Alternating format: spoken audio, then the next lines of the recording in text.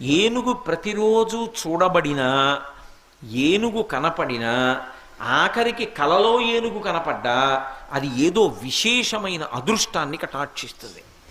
ఏనుగు ముఖాన్ని ఒకసారి చూస్తే చాలు ఐశ్వర్యం కలుగుతుంది, పీడ పోతుంది. అంత గొప్పది ఏనుగు.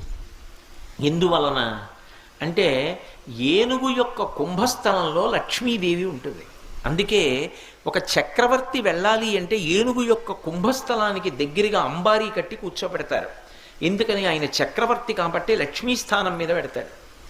ఒక మహావిద్వాంసుడు ఉన్నాడు అనుకోండి, అంతటి మహావిద్వాంసుడు అంటే ఆయన్ని గౌరవించాలి అంటే ఏనుగు మీద కూర్చోపెట్టి పురవీధులలో ఊరిరిగింపు చేస్తారు. గజారోహణం చేశారండి ఆయనకి అంటారు, అంటే ఏనుగు ఎక్కించారండి ఆయన్ని అంటారు. ఏనుగొక్కటే అంత ఉత్కృష్ట ప్రాణి. లక్ష్మీ స్థానం కుంభస్థలంలో ఉంటుంది, 5 చోట్లే ఉంటుంది లక్ష్మీ